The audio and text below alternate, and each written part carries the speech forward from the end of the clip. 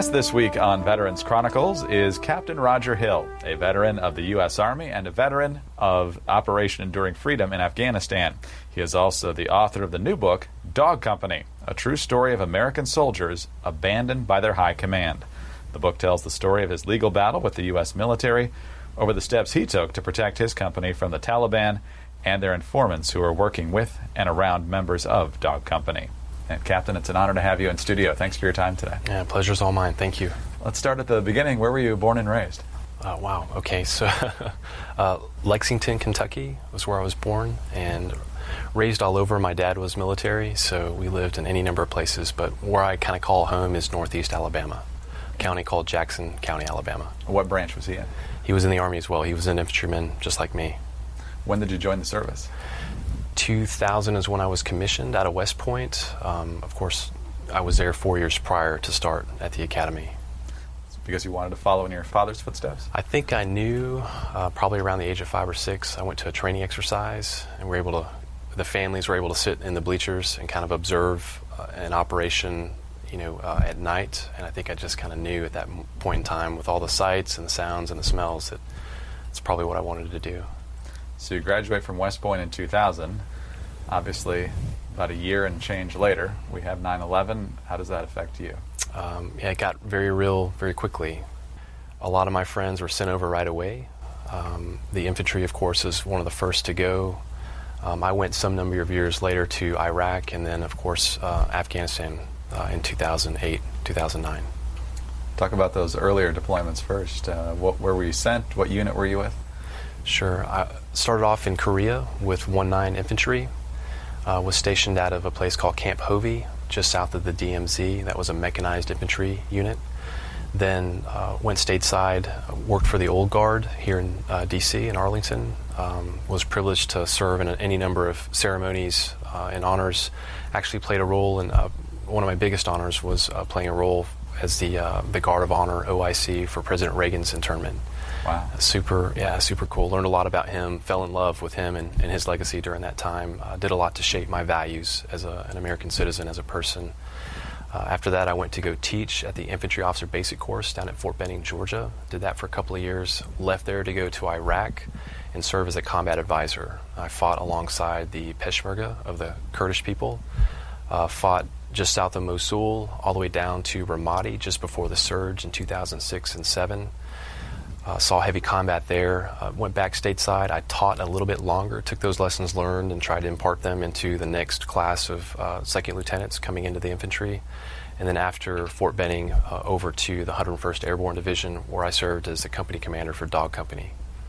Let's go back to Iraq for just a moment. When you talk about fighting alongside the Peshmerga, around Mosul, down to Ramadi, talk about those operations. What was it like, first of all, collaborating with some of the indigenous forces there? An unbelievable experience. My time in Korea, I got to work some with the Korean military, but that was, of course, in peacetime. But working with another culture and another people, building friendship at that very base level where you almost become family because you're with each other so often, and you don't have family of your own to go back to at the end of the day. Those guys are it day in and day out. It was just an unreal and just such a satisfying and rewarding experience. Was it pretty easy to get in sync with the Peshmerga? It was. I think as far as the Middle East goes, they've got to be one of the most professional warrior classes, in the Middle East. And so I think given the type of professionalism that our military espouses to, it was easy for us to work together, see eye to eye, and conduct operations together. And who were you fighting at that point? Is this during the insurgency? Yeah. Which factions were in the way there? Yeah, so that was 2006-07, and yeah, certainly this is when the insurgency in Iraq was kind of at its height. So Al-Qaeda in Iraq, the Sunni extremist sect of Al-Qaeda, which was formerly the Ba'athist Party that we had removed from power when we toppled Saddam Hussein's government. Those are the guys, the hardcore regime that was left over that we're dealing with at that time. Of course, there was a lot of influence from Iran at the time as well, a lot of IEDs being transported over the border and used against us. So it's, as you know, very complex. But without getting into all that, yeah, those are kind of the two basic elements that we dealt with. And what type of development did you see in yourself at that point? Because you've done so much in terms of teaching and training, and when you actually get onto the battlefield, what was it like?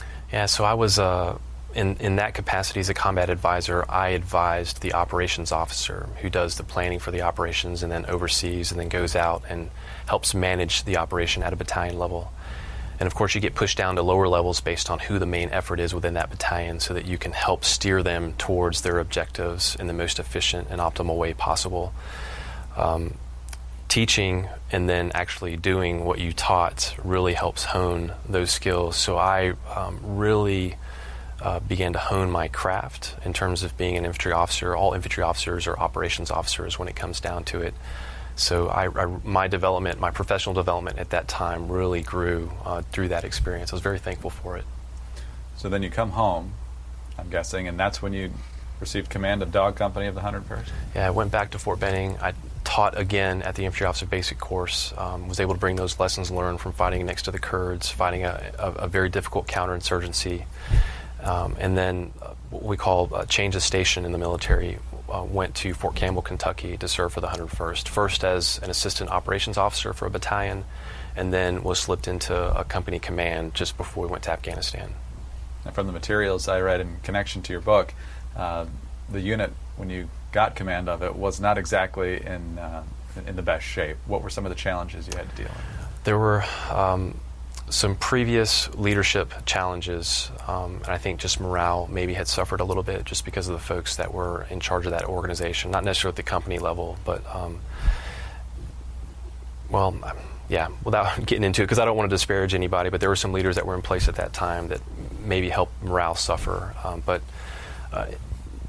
the challenges were more in the way of transitioning these guys who had seen and dealt with a very kinetic environment in Iraq to transition them to what we thought was going to be a more textbook counterinsurgency to win the hearts and minds and rebuild in Afghanistan. Of course, when we got to Afghanistan, it was a very kinetic environment, but trying to transition that company to that mindset was really sort of the crux of that challenge at that time. I was certainly thankful that they were had all of the hard combat that they had in Ramadi, because we leaned on it more than anything once we got to Afghanistan, for sure. So how do you go about trying to refocus their mindset?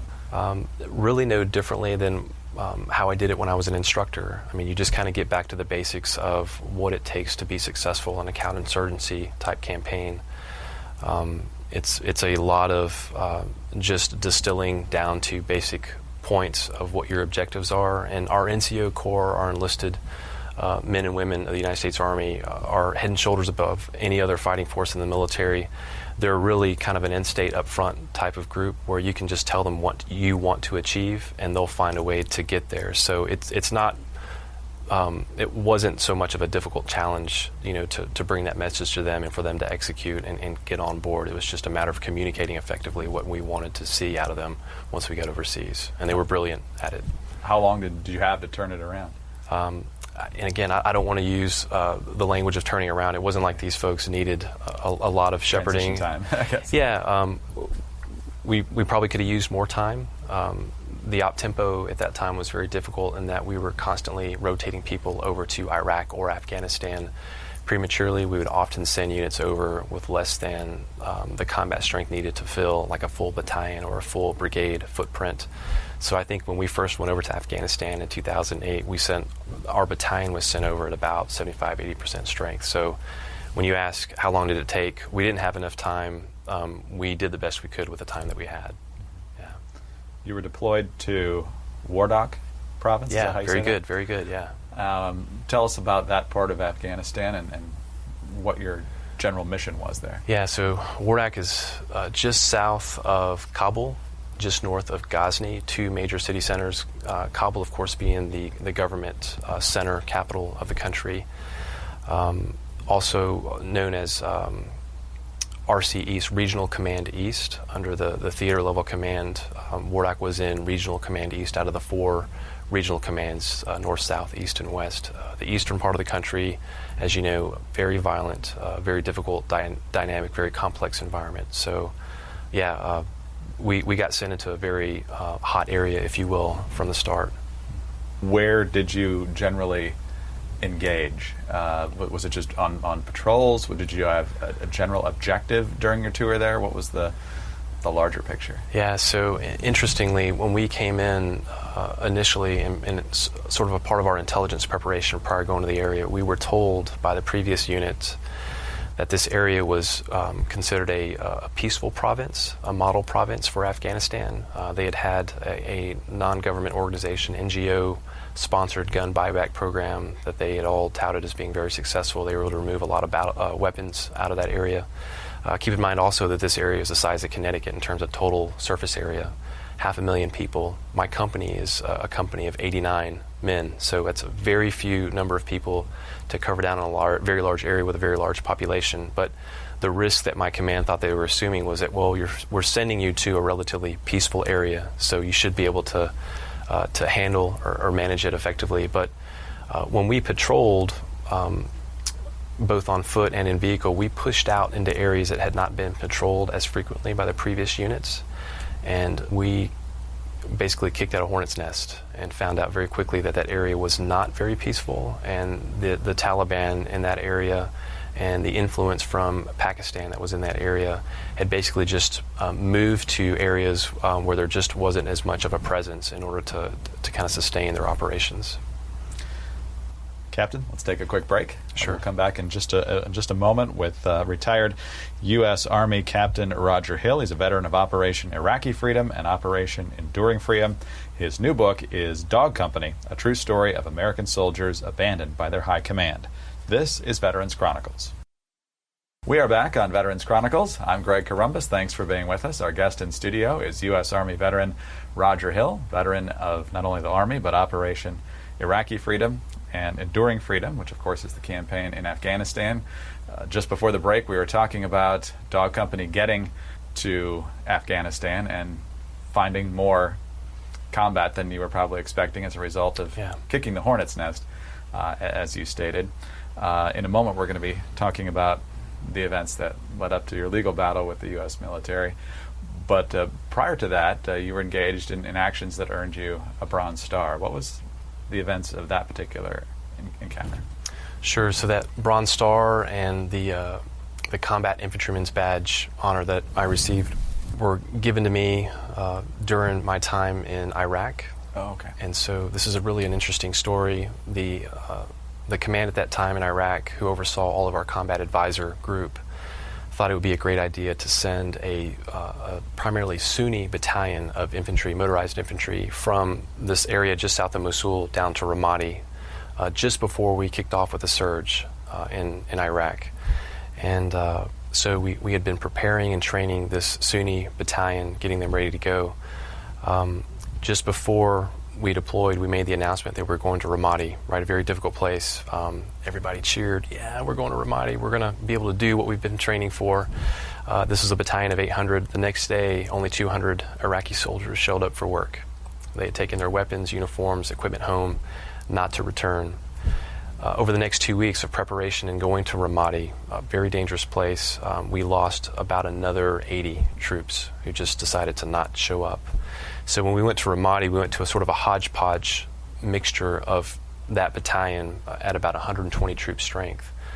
My advisor team went down with them. We also had a couple of advisors quit, unfortunately.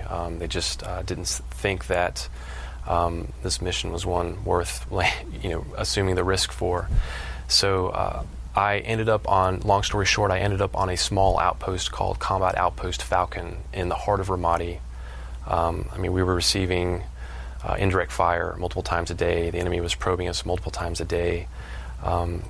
We basically strong-pointed a densely populated area where we went in on a patrol to infill. We took over a block of 8 homes. We T-wall barriered around that block and then basically called that our home for the next several months.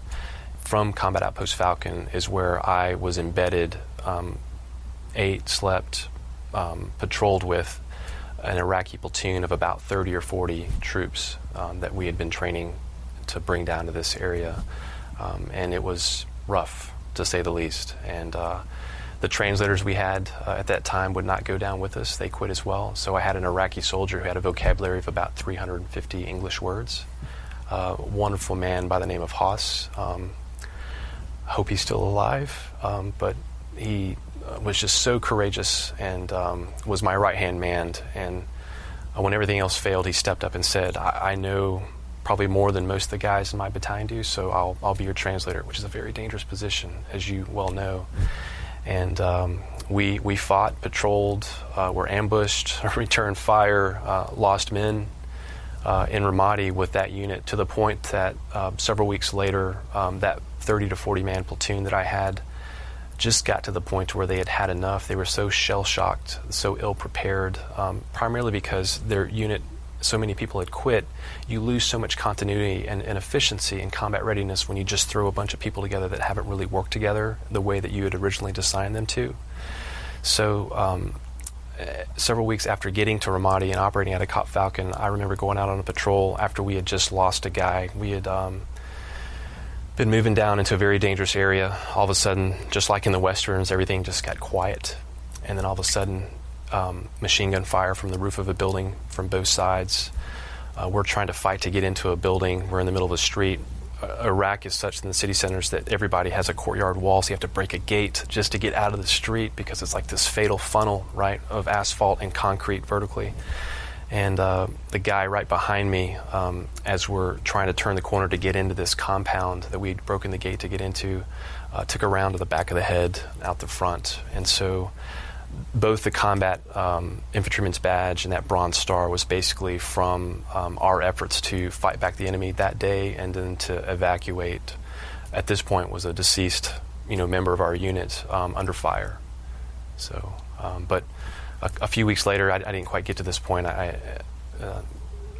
In the story, that 30 or 40 man platoon, after having dealt with this particular firefight on top of all the other ones, one day we're out on patrol. One guy sat down in the middle of the street, took off his helmet, took off his body armor, put his weapon down. He said, "I'm not doing this anymore." And I said, "Haas, what's going on?" He says, "He quits, sir." And then another guy did it, and then another guy did it, and another guy did it. And right in the middle of one of the most fierce combat zones known to the Iraqi theater, I had a platoon of about 30 guys just take off all their kit and sit down in the middle of the street with snipers all over the place and just say, "We're not doing this anymore." And that's how my time in Ramadi ended. Interestingly enough, that was never reported on. It was never discussed. The higher command that made the decision to send a Sunni tribe-based battalion to go police a Sunni hotbed didn't have the wherewithal, the foresight to realize that that was going to be a bad idea. And it imploded in our face. But that's really, I guess that was way more than you'd asked for, but that was my time in Ramadi in Iraq. That's where those awards have come from. It's a critical story, and I appreciate you sharing it. Yeah. So, Captain, sit back. We'll come right back on Veterans Chronicles and get much more of the Roger Hill story when we come back. Welcome back to Veterans Chronicles. Honored to be joined in studio today by U.S. Army veteran Roger Hill, veteran of the Operation Iraqi Freedom and Operation Enduring Freedom. Let's turn now and return to Afghanistan and the mission there. We talked a little bit about the operations and the kicking of the hornet's nest, as you talked about. We're going to be talking about rules a lot in just a moment, but in terms of the actual combat, there had been some debate about too strict of rules of engagement. What was your thoughts on that in terms of engaging the enemy in combat? To be honest, I didn't put a ton of thought into the rules of engagement going in. I just kind of assumed that if we did what made sense, that we would be taken care of. And you get a lot of presentations and briefings on what you can and can't do, but there's always that underlying assumption that if things go sideways, if collateral or civilian casualties are taken, that your higher command is going to look out for you. So going into Afghanistan, I just assumed that as an underlying sort of perspective, if you will. It certainly ended up not being the case for me in Dog Company.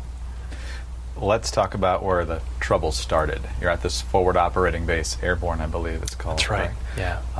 So at what point did you start to realize that your men were in danger because the Taliban was getting tipped off from people that you were either interacting with or at least knew kind of what you were doing? Yeah, so as we mentioned earlier, this was supposed to be a peaceful province.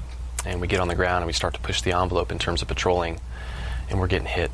We're getting hammered. IEDs, RPG-initiated ambushes. The enemy just really seemed to know where we were going to be before we got there.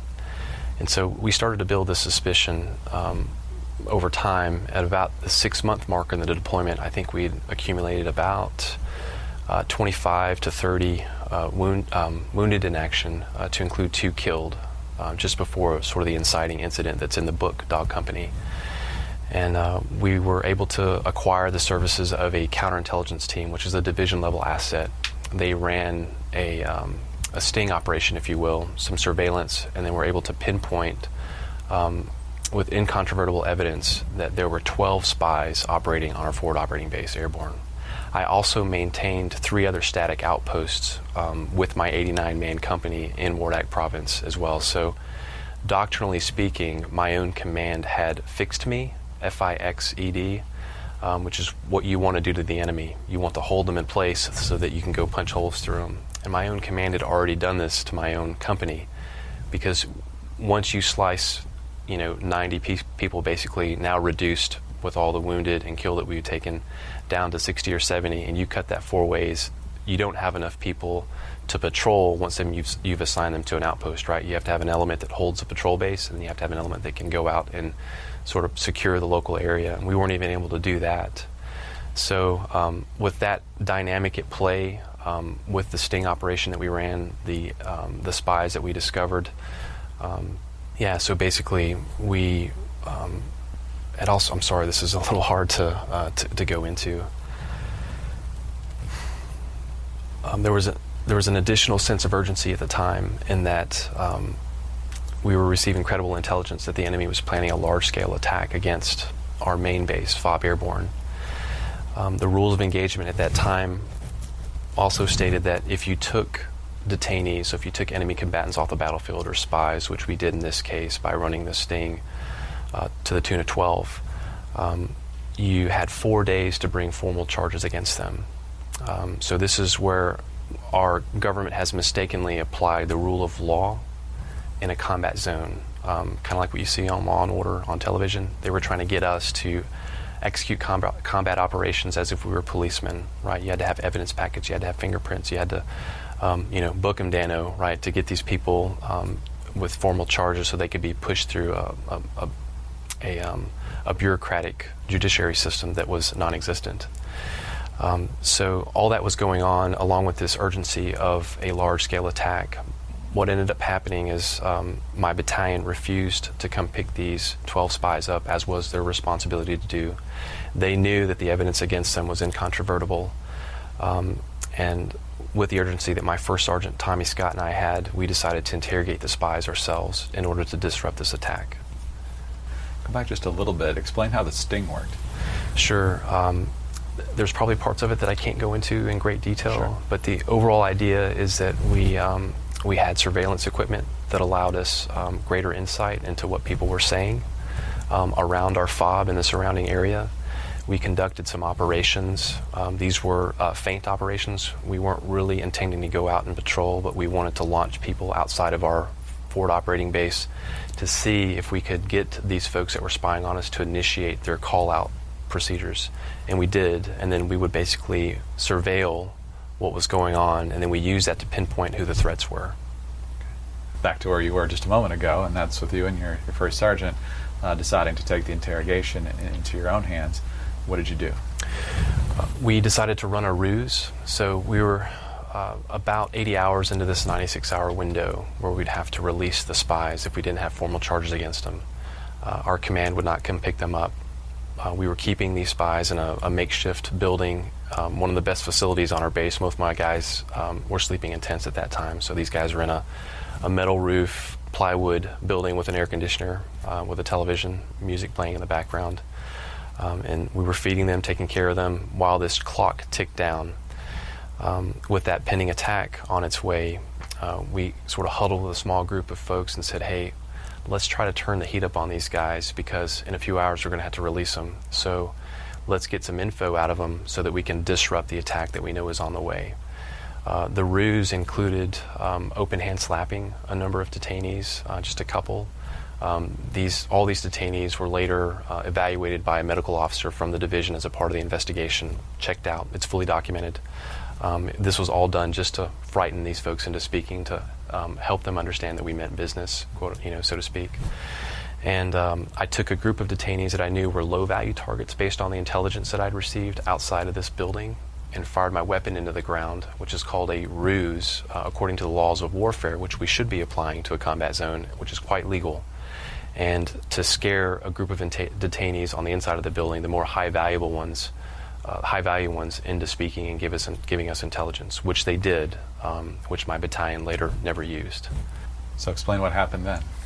Sure. In short, we were investigated. There was a hearing. A group of us were drummed out for trying to do our job after being failed critical support. The details behind that were essentially that I had been asking for helicopters to be sent in to pick up these 12 spies. It would have taken 2 Black Hawk helos, 6 people, 6 detainees in each bird, secured with a guard each, to get these guys off of our hands. Would not have been a huge logistical undertaking, especially given the value that these particular detainees would have brought our command. Still, they refused. But as soon as the investigation started, and here's the irony in the whole situation, there had to have been no less than a half a dozen Black Hawks sent to our FOB over the next 2 days to drop investigators off to investigate us for this particular action. What sort of interaction did you have with the higher command as this threat was building and you were trying to figure out who the source was and before you ran the sting and that sort of thing? Did they give you any other ideas on how to root this out, or did they just not have much interest? Well, here's the thing that a lot of folks don't understand, especially at this time in Afghanistan, and I believe it's still true today because I've got a lot of buddies that are in, and I've been able to communicate with them over the years. So still true today in Afghanistan and Iraq, even in 2017.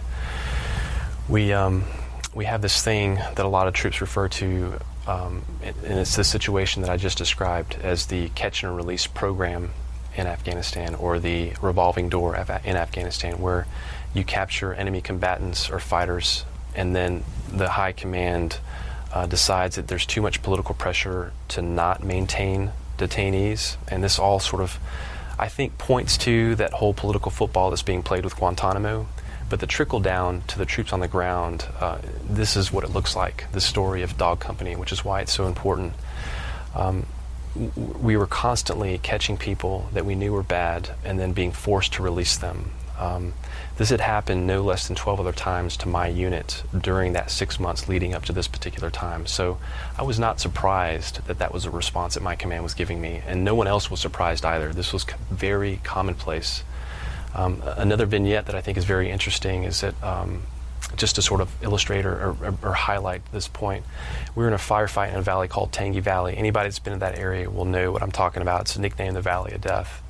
We got an SOS IM chat message from another unit that was passing through. We were on another operation doing some patrolling, and they sent us this IM chat message, S.O.S. That's all we got. And then their icon on this GPS tracking electronic map that we all maintain in our vehicles, their icon went stale, which is a bad sign, okay? So we loaded up a patrol of a couple platoons and hightailed it over to their area, not knowing what to expect. We showed up, their vehicles are smoldering, burning through the asphalt into the gravel beneath the asphalt. There's brass casings all over the place. There's U.S. military uniform items, a patrol cap, part of a blouse, strewn across the battlefield. So we knew that something really bad had gone down. Not 10 or 15 minutes after we had arrived, a special operations team shows up on the ground with color printouts of 2 American soldiers. And right off the bat, I knew something was up. And I remember the SF team leader looked at me and said, "We got 2 guys missing. We need to split up into sectors, and we need to start to patrol to find their bodies." This now became a search for missing in action soldiers, U.S. soldiers. Later that night, in one of the sectors that we were assigned, my platoon, along with our battalion's scout platoon, came across one of the bodies. This is a sergeant first class from the New York National Guard. He was naked in a field. His arms had been hacked off from the shoulders down. There was a hole on the left side of his chest where his heart was. I don't know for sure that his heart was cut out, but we all assume that was it's a part of that culture, that extreme Islam's methodology of desecrating a body. His heart, we assume, was cut out of his chest. By that point in time, we had a lot of assets in the air and on the ground to support, where we were at the, sort of the spear's point of this search operation. And we were receiving feedback from these assets that were in the air, sort of monitoring everything on the ground through surveillance, that there were people in the local bazaar at night that were buying, selling, and trading this soldier's fingers for money and other material. But basically they were bartering this guy's body parts as war trophies. So long story short, this is something that was reported in the AP, I think, in a way that was that keeps the American people in the dark. So I was surprised to find out that basically a week later, when the AP reported on this incident, they gave a name, a rank, a hometown for each of the soldiers that were killed in that particular incident, and basically just summarized their death by saying that they were killed by an IED attack in Afghanistan, period, end of story. No other detail was provided. So I guess what I'm getting at is that people don't understand the level of barbarity and savageness that we're dealing with the enemy that we're facing today. That same valley, get back to your larger point, your larger question, is a valley that we got into an ambush again at a later time in pushing through that ambush line. So I just painted the picture for the type of enemy that was in that particular sub-valley, which is representative of what we're dealing with in Afghanistan with the Taliban. We were ambushed ourselves in that valley, pushed through the ambush line, killed a couple of bad guys. A couple of bad guys were injured. One guy had his arm blown off. I'm a heavy weapons company, so we have 50 cal and Mark 19 machine guns. So when we fire at the enemy, sometimes we take body parts off. So this guy is there without his limb from about the elbow down. We patch him up and bring him back. We put a tourniquet on him, give him an IV, get him back to base. We send him to hire. 2 weeks later, he sent back to me, he's an amputee at this point, involuntarily nonetheless, but still an enemy combatant that we had taken off the battlefield, a guy that had tried to kill us. And the instructions that we got from our high command was, hey, we need you to take him back to the point of capture and release him. So I obviously pushed back and said, are you kidding me? What do you mean take him back to where we captured him? Well, he's now outside that 4-day window, and you haven't created an evidence packet for him. And so we don't have enough evidence to keep him. And so the conversation went something like this: do you understand that this is an enemy fighter that we captured during a firefight? And then we turned around and had compassion enough when we saw him laying and dying on the battlefield, because if we had left him just a few minutes later, he would have bled out completely, right? We patched him up and brought him back. And now you guys are asking us to take him back because of some loophole, some stipulation in our rules of engagement. That's exactly what we're telling you. That's exactly what we're telling you to do, Captain Hill. Drive him back to where you captured him, the same place where these soldiers were mutilated in a previous patrol or incident, and release him. So that's a level of insanity that was going on in Afghanistan in 2008 and 9, and that's a level of insanity that I know continues because I stay in touch with a lot of guys that are overseas right now. So politics and process are clearly trumping common sense, as you just said. Yeah. You mentioned the political aspect of Guantanamo being a football. What other politics are at issue that they would almost prioritize the enemy over your own safety? Yeah, it's kind of crazy, right? So I think the larger problem at hand here is that, one, this is an ugly fight, and a lot of people are not paying attention. And so one of my challenges to the American public, and that's why this book Dog Company is so critical, is to call them into action, to really research and try to understand what it is we're asking our troops to do. And there's so many things that I would love to talk about. I know we've got a limited amount of time here, but the bottom line is this. Our young Marines and soldiers don't get to pick and choose where they go. They don't get to pick and choose the enemy that they fight or the environment in which they fight in, the context, the complexity of the environment. We are asking our men and women to fight in one of the most complex environments in history, at least in our history. And we are dealing with an enemy that believes in blowing themselves up and blowing their own family and friends up. They believe in pulling us into their own population, knowing that we will inevitably kill some of their own people because they want to use that as propaganda against us. So if we're going to ask our people, and we know as the American public and we know as the American government that we are asking our people to go into this sort of environment up front, then when there's inevitable collateral damage and inevitable civilian casualties that are taken, we owe it to them to back them. You know, when these sorts of things happen, no one signs up wanting to kill innocent people. No one raises their right hand or puts on that uniform to do that. The problem is we've so mismanaged this global war on terror. The government has so abrogated their responsibility to management and take ownership of the decisions they've made to get us to this quagmire point in the war, that they're now scapegoating the Marines and the soldiers that are fighting it now. Because what they should be doing is saying, oh, we had an innocent civilian killed, or we had an airstrike where, you know, people were killed, or, you know, property was damaged.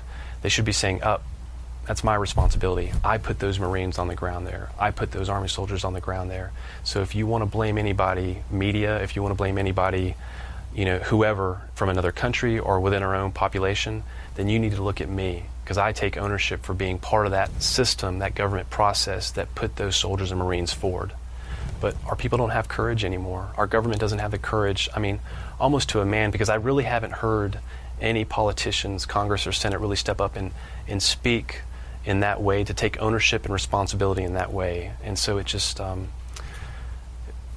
it's very hurtful to me, you know, having served in the capacity and having dealt with and seen the things that I've seen, that doesn't exist. So that's the challenge, that's the message of Dog Company, that's the story that we're trying to get out. 2 quick questions before we let you go. We Yeah.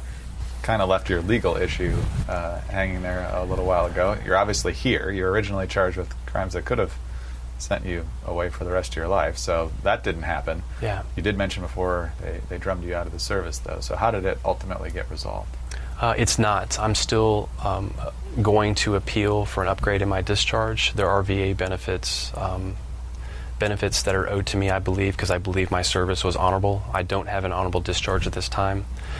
There are other soldiers that were drummed out of the military. I mentioned earlier these guards that were just happened to be on duty as a part of my company during the time of the interrogations. They were drummed out of the military as well.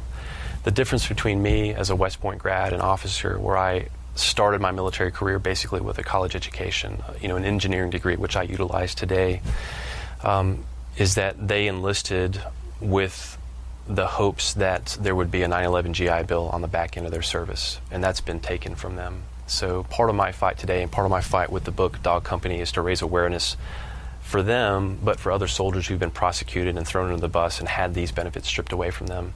I want people to know what's gone on and what's happened. I want to fight for their discharges to be appealed and upgraded. I want them to have what they're owed, not just in terms of the VA GI 9/11 GI Bill benefits, but I want their honor to be restored. You know, they've walked around with a little bit of a shadow or a cloud over them because of how the military has treated them and because of this categorization of their service. And the other part of this is so important to me is because of the precedent that's been set during this global war on terror, the over-politicalization of rules of engagement, troops are now looking over their shoulder when they get sent overseas. And a lot of people don't realize this when they sign up because they see the commercials, the few, the proud, the Marines, or, you know, Army of One, you know, so on and so forth. But when they get on the ground and they realize what they're dealing with, there's this chilling effect on the overall force in that they now realize, because they've seen examples like my story and heard enough of them over time, that there's a fear that if things go sideways and if an innocent civilian is killed because an enemy goaded them into a firefight around a civilian populace, that they're going to be prosecuted and put in jail. And so our overall military readiness is suffering. And I am really worried that we don't have what it takes, not because we're not the best military, we certainly are in the world, but because of the psychology and the hesitance that's been created in our force because of stories like mine. So that's another goal of Dog Company, is to raise awareness to people of what happened on the ground, but then also say, hey, look forward into the future. what does this do to our readiness in the future? What does this do to our national security? We've got to roll back these rules of engagement so that we can be effective as a fighting force and continue to maintain this wonderful way of life that we have here in the U.S. You just said it, and it's in the book. You are not alone in having to go through something like this. There's hundreds from Iraq and Afghanistan. Yeah. Last topic, and it's what you've done now that you've come home, and that's your work in combating human trafficking. I know that's a passion of yours now. Explain how you got into that and how you're working to fight that. Wow, I really appreciate you asking about that. I've got my lovely soon bride-to-be Abigail Christmas, soon-to-be Abigail Christmas Hill, with me here today. She and I actually met during a ministry called Out of Darkness, where we go out into some of the more difficult parts of downtown Atlanta, and we invite women that are being prostituted or prostituting themselves. Let's be honest here. No one wants that lifestyle for themselves. They have found themselves in a dead-end position, and so they're just doing the best they can with what they have. And we invite these women in off the streets. And